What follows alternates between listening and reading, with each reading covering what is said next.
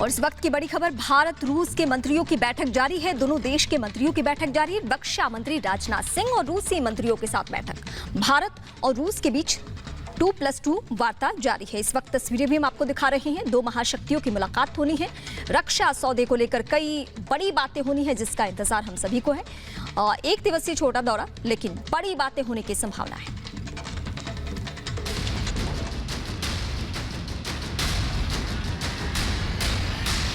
मैं राष्ट्रपति पुतिन का और मेरे मित्र का हृदय से आभार व्यक्त करता हूं।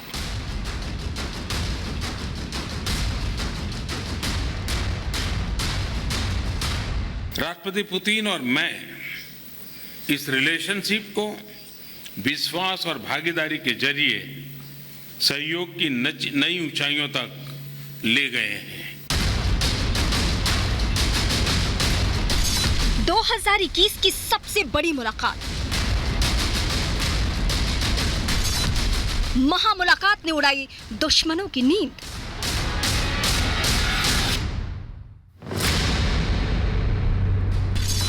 एक मुलाकात से टेंशन में 3 देश।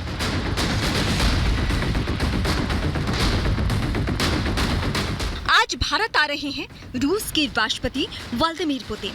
ये दौरा तो छोटा होगा, लेकिन इसका महत्व बहुत बड़ा होगा। पीएम मोदी और राष्ट्रपति पुतिन के बीच मुलाकात होगी।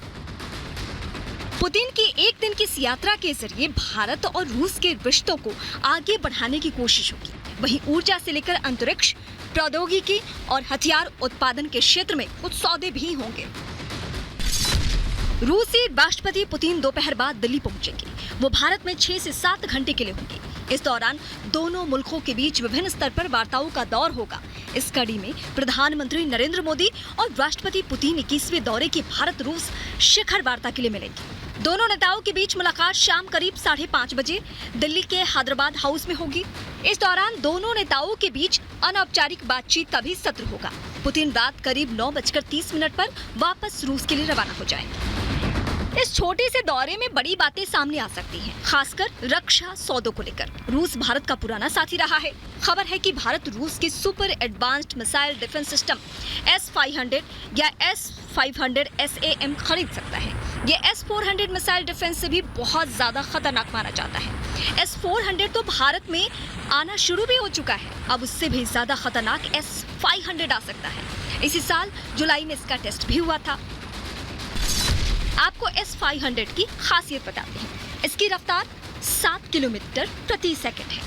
600 किलोमीटर तक ये वार कर सकता है। अत्याधुनिक रडार से स्टेल्थ लड़ाकू विमान भी बच नहीं पाएंगे। एक साथ 10 बैलिस्टिक मिसाइल गिरा सकता है। हाइपरसोनिक मिसाइलों को ट्रैक करने और उसे मार गिराने की तकनीक। अमेरिका के F-35 लड़ाकू विमान को भी मार गिराने में सक्षम होने का दावा।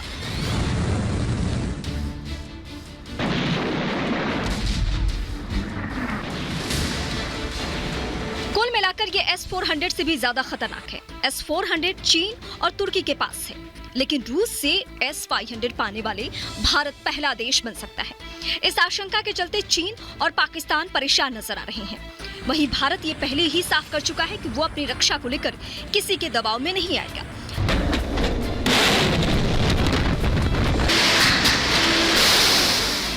राष्ट्रपति पुतिन की भारत यात्रा से ठीक पहले रूस और भारत के बीच एक जॉइंट वेंचर के तहत एक बड़े प्रोजेक्ट की मंजूरी मिल चुकी है।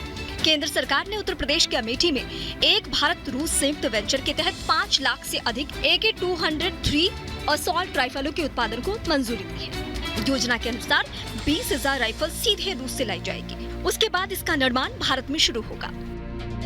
भारत की आजादी के बाद से ही रूस से उसके मजबूत सैन्य संबंध रहे हैं। मिलिट्री हार्डवेयर के अलावा भारत इस रूस से टैंक, एयरक्राफ्ट, जहाज, करियर एयरक्राफ्ट और पनडुब्बियां भी खरीदता रहा है। ये दोस्ती आज और आगे बढ़ सकती है। Bureau report, republic Bharat.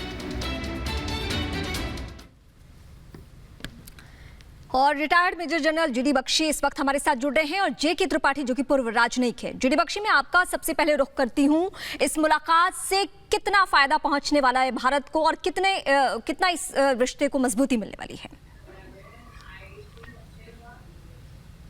बहुत फायदा होने वाला है कॉन्क्रीट टर्म्स में। जैसे कि आप जानती हैं, S-400 हमारे पास आना शुरू हो गया है। ये गेम चेंजर है साउथ एशिया में। ये इसकी जो सर्वेलेंस रडार है ये 600 किलोमीटर तक टारगेट्स पिकअप कर सकता है, शामिल स्टेल्थ एयरक्राफ्ट, ठीक है, cruise missiles, bombers, fighter bombers और ड्रोन्स, अटैक हेलीकॉप्टर्स इत्यादि। और इसके जो मारक मिसाइल हैं वो 400 किलोमीटर तक आगे जाके मार सकते हैं। मतलब भारत में तैनात होते हुए ये मिसाइल पूरे पाकिस्तान को कवर कर सकता है, ये मिसाइल सिस्टम। और जो भी जहाज उनके वहां से उठे उनके हवाई अड्डों से पाकिस्तान के क्षेत्र में ही निस्तनाभूत किए जा सकते हैं। मतलब हम ये एंटी एक्सेस एरिया डिनायल ये हम हासिल कर सकते हैं। चीन के पास ऐसी 6 रेजिमेंट्स हैं, हमारे पास 5 आएंगी। और अब जैसे कि आपने बताया S-500 जो इसका अगला जनरेशन है उसकी भी बातचीत है। 10 साल का टेक्निकल कोऑपरेशन एग्रीमेंट रूस के साथ हो रहा है, जिसके चलते हमको हाइपरसोनिक मिसाइल्स में भी हम लोग कोलैबोरेट कर सकते हैं। सुपरसोनिक मिसाइल तो हम जानते हैं कि ब्रह्मोस पहले से ही बन रहा है और देश खरीदने के इच्छुक हैं, वियतनाम इत्यादि। इसके अलावा ये जो असॉल्ट 203 राइफल्स है ये अब हमारी फौज की जो स्टैंडर्ड असॉल्ट राइफल है वो बन जाएगी, ठीक है। ये जो हमारी इंसास थी उसमें काफी कमियां थी और बहुत सारे उसके अंदर प्रॉब्लम्स आ रही थी, उसके चलते आर्मी उसको रिप्लेस करना चाहती थी। अनफॉर्चुनेटली डोमेस्टिकली एक अच्छी रिप्लेसमेंट नहीं मिल पाई, तो एक सीधा फैसला लिया गया कि साहब इसको कुछ 70,000 के करीब खरीद के बाकी सब देश में मैन्युफैक्चर की जाएं 5 लाख राइफलें, ताकि हमारी सारी जो इन्फेंट्री है, कॉम्बैट आर्म्स हैं, उनकी स्टैंडर्ड असॉल्ट राइफल अब AK-203 होगी। याद रहे AK-47 दुनिया की सबसे मशहूर और काबिल असॉल्ट राइफल्स में मानी जाती है। ये उसी जनरेशन में कई जनरेशन आगे है, लेटेस्ट कटिंग एज उस हथियार का, स्मॉल आर्म्स का ये सिस्टम का ये है। इसके अलावा देखिए मैं बताना ये चाहता हूं कि बहुत लोगों को ये इस तरफ तवज्जो नहीं गई कि 3 दिसंबर से लेके 16 दिसंबर तक 1971 का युद्ध चला था। इसके अंदर जो रूस ने हमको अत्यधिक सहायता दी थी उसी की वजह से हम एक बड़ी शानदार जीत हासिल कर सके थे 1971 के युद्ध में। ये तकरीबन आज जो 16 दिसंबर को 50 साल होगा विजय दिवस का, तो ये बड़ा इसकी टाइमिंग बहुत मुझे अहम लगी। और जहां तक रूस और भारत का सवाल है, हमारे जो सामरिक हित हैं उनमें काफी जो है कॉन्ग्रुएंस है और हमारा कोई कॉमन बॉर्डर नहीं, इसलिए कोई बड़ी बातें बता रहे हैं सर आप, खतरे कॉमन है। हथियारों के बारे में डिस्क्राइब कर रहे हैं जो हमारे दर्शक भी बहुत ही सहूलियत से सुन रहे हैं। इस वक्त हमारे साथ जेके त्रिपाठी पूर्व राजनयिक भी हैं इस वक्त हमारे साथ। जेके त्रिपाठी सर, मैं आपसे ये समझना चाहती हूँ, पिछले दिनों एक पॉलिटिकल स्टेटमेंट आया था विपक्षी नेता की तरफ से कि रक्षा सौदे पे हम बहुत ज्यादा खर्च करते हैं, इतना नहीं होना चाहिए। लेकिन आपके हिसाब से, आपके लिहाज से क्या होना चाहिए? क्योंकि ताकतवर मुल्कों की कतार में अगर हम खड़े होते हैं तो सबसे पहले हम दिखाते हैं कि हमारे पास क्या क्या है, रक्षा विभाग हमारा कितना स्ट्रांग है। क्योंकि हर वक्त दुनिया में युद्ध जैसे हालात नहीं रहते हैं, लेकिन आपात स्थिति से निपटने के लिए तैयार हमें हर वक्त होना चाहिए। आप मुझसे पूछ रही हैं? जी, मैं सर आपसे पूछ रही हूँ। हाँ देखिए रीमा, ऐसा है कि अभी रूस के साथ जो ये हमारा जो राष्ट्रपति की विजिट हो रही है, ये इसलिए भी ज्यादा महत्वपूर्ण हो जाती है कि ये इसके साथ ही साथ आपने देखा आज 2+2 की शुरुआत हो चुकी है, जिस पर जो हमारे साथ सिर्फ क्वाड के बाकी देशों यूएस, जापान और ऑस्ट्रेलिया के साथ। दूसरी चीज, ये जो लोग कहते रहे हैं कि उसके साथ हमारी इक्वेशन खराब हो रही, कम हो रही, ये उनके लिए एक जवाब है कि आप देखें कि इतने कोरोना के संकट होते हुए भी जब राष्ट्रपति पुतिन हर जगह से वर्चुअल मीटिंग में ही आ रहे हैं, तो यहाँ पर वो फिजिकल मीटिंग के लिए आए हैं और भले ही 6 घंटे के लिए आए हैं, लेकिन प्रधानमंत्री मोदी के साथ होने वाली जो शीर्ष बैठक थी उसको उन्होंने साक्षात करने का फैसला किया है। दूसरी चीज ये देखिए कि रूस के साथ जो हमारी वार्तालाप कई चीजों पर होगी, वो जैसे कि रूस के साथ हमारी वार्तालाप जो होगी डिफेंस की तो होगी, जैसा कि मेजर जनरल ने बताया। इसके साथ ही साथ हमारी बैठक जो है रूस के साथ सबसे बड़ी ट्रेड पर होगी। रूस और हमारे बीच में अभी करीब $9 बिलियन का ट्रेड है, जिसको बढ़ाने पे चर्चा होगी। एनर्जी पर हमें रूस के साथ बात करनी है, क्योंकि आप देखिए एनर्जी पर जो व्लादिवोस्टोक चेन्नई कॉरिडोर था, जहां से उसका तेल आता था, वो पूरी तरह से ऑपरेशनल नहीं हुआ है। इसके साथ ही सबमरीन पर, और जैसे कि एक बताया जनरल बख्शी ने, सब चर्चा होगी। आतंकवाद पर चर्चा होगी, अफगानिस्तान पर चर्चा होगी। तो अब कुल मिला के ये मैं आपके पास लौटूंगी। जीडी बख्शी सर लगातार हमारे साथ बने हुए हैं। सर, मैं आपसे भी यही सवाल समझना चाहती हूं कि रक्षा सौदे पे खर्च को लेकर क्यों सवाल, इस तरीके की जब बातें उठती है तो क्या उन लोगों को समझ नहीं है कि एक देश को कितना ताकतवर और किस लिहाज से मजबूत होना चाहिए?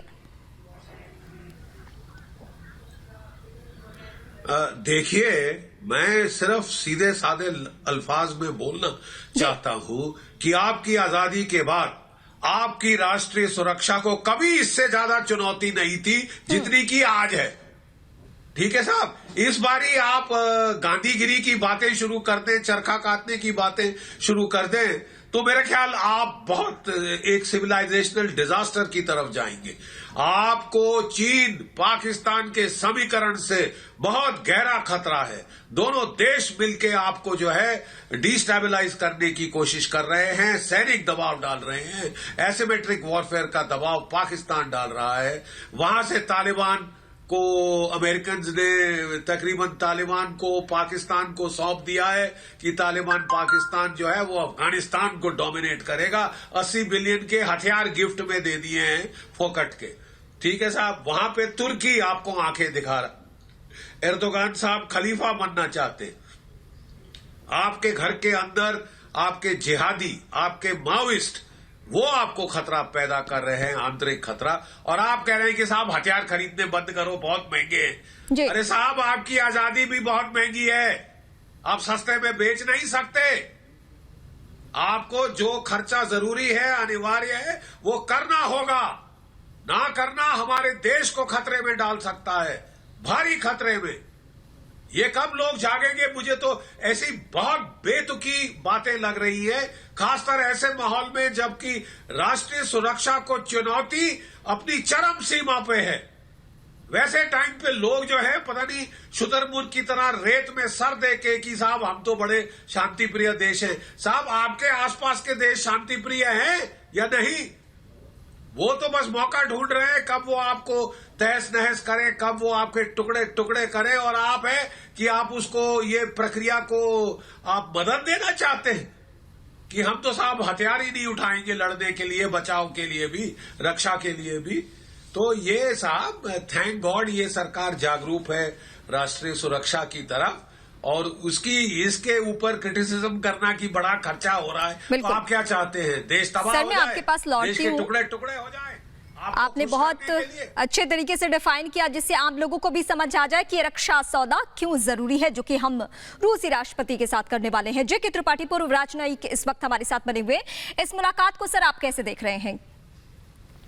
देखिए, ये मुलाकात बहुत ही महत्वपूर्ण है। जैसा कि मेजर जनरल बख्शी ने बताया है कि डिफेंस के हिसाब से, रक्षा के हिसाब से तो बहुत महत्वपूर्ण है। जब दूसरी ओर हम उस वक्त ये कह सकते हैं कि हम ज्यादा हथियार नहीं खरीदेंगे अगर हमारे पड़ोस में शांतिप्रिय दोस्त हैं या मुल्क हैं। अब अगर दो मुल्क हमारे इमीडिएट नेबर्स जो हैं वो इतने ज्यादा हमारे साथ उनकी दुश्मनी है और वो हथियार इकट्ठा कर रहे हैं, ऐसे में हमारे लिए वाजिब और सिर्फ एकमात्र रास्ता यही है कि हम भी अपने डिफेंस को मजबूत बनाएं। और दूसरी चीज, जैसा कि हमने कहा कि आजकल ट्रेड और एनर्जी की भी बहुत बात है, तो ट्रेड और एनर्जी पर हमें रूस से समझौता करना बहुत ही अच्छा होगा, क्योंकि ट्रेड पे अभी इस वक्त हम रूस से ज्यादा, हमारे जीडीपी है, हमारे ट्रेड भी ज्यादा है, तो हम रूस से समझौता करके उसको भी फायदे में दे सकते हैं और ये विन विन सिचुएशन होगी। एनर्जी पे जो समझौता होगा तो देखिए ऑयल की हमको जरूरत है, जेके त्रिपाठी सर पैसे और की जरूरत है। Retired major general GD Bakshi sir, आप दोनों का बहुत शुक्रिया।